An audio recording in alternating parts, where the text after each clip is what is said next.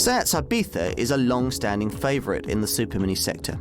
It delivers Volkswagen build quality for less, and in fourth-generation guise features distinctive edgy styling. Beneath the sharp suit is some advanced engineering, while perceived quality has been tightened up.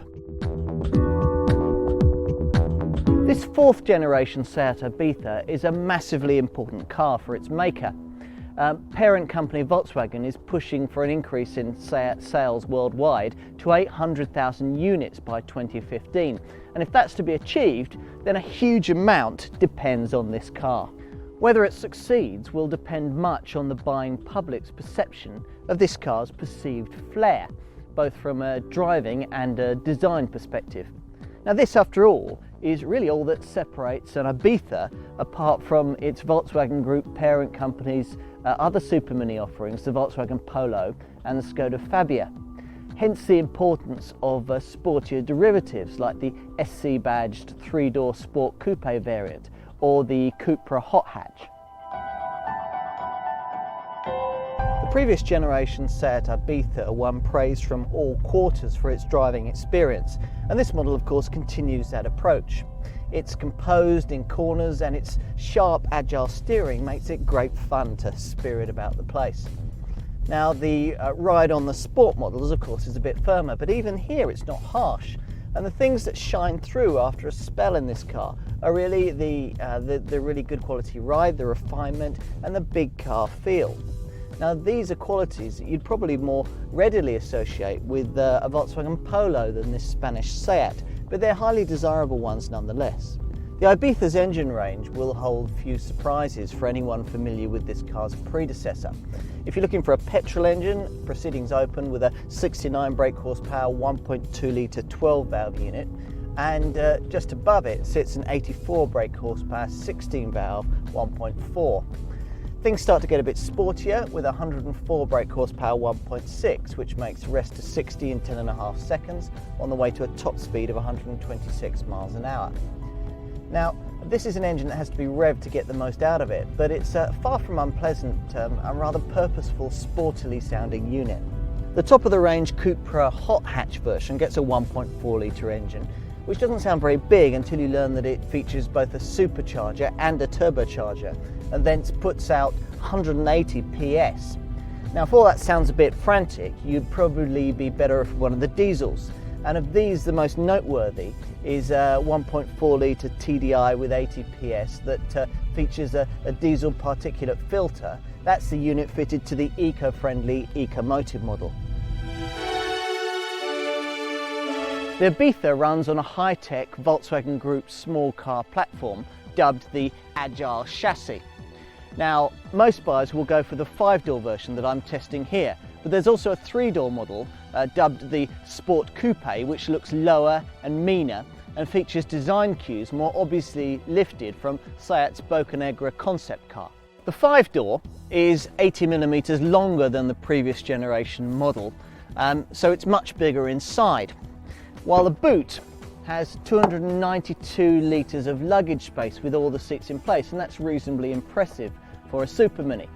The front and rear track has been widened too to give the car a more four-square, planted stance on the road, while the body structure is extremely rigid to further enhance driving dynamics. Now go for the 3-door SportCoupe version and you're really buying into a 3-door supermini rather than any kind of real sports coupe. Mind you, given that if you buy that car you get a 3-door supermini's standards of rear, head and legroom, that's probably no bad thing.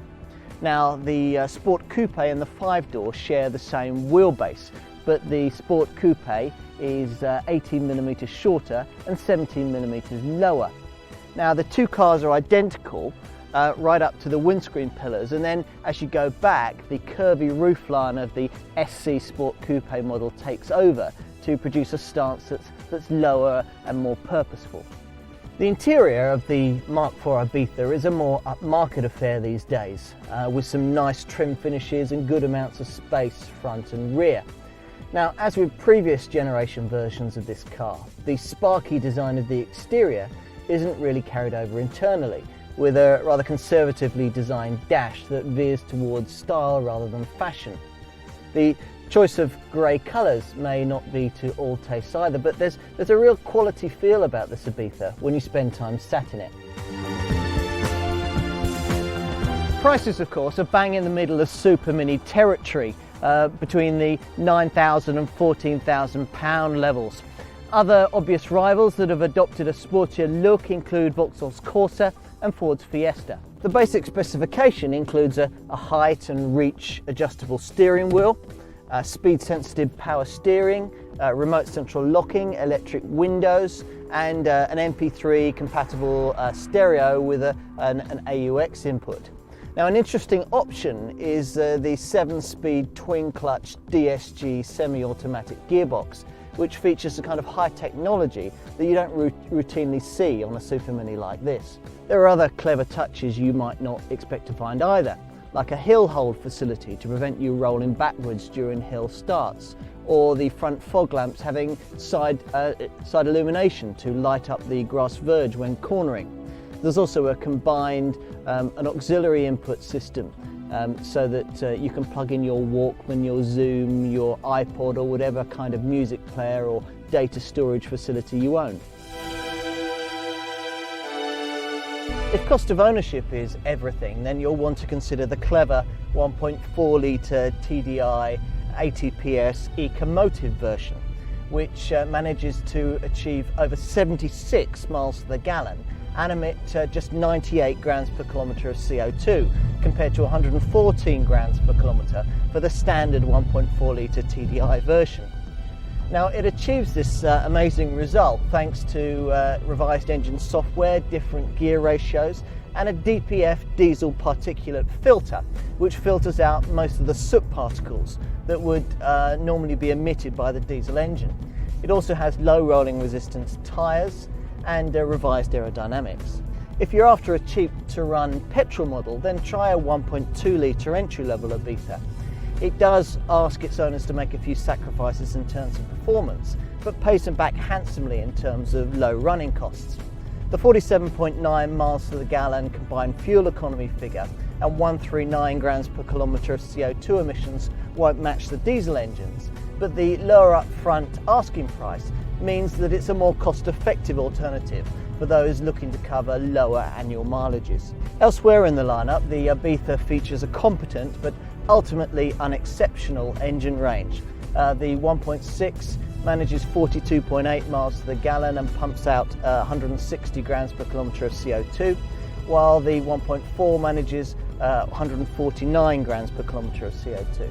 All Ibizas are accompanied from new by a 3-year 60,000 mile warranty, and you also get a 12-year anti-perforation warranty, which reflects SEAT's confidence of victory in the battle against rust.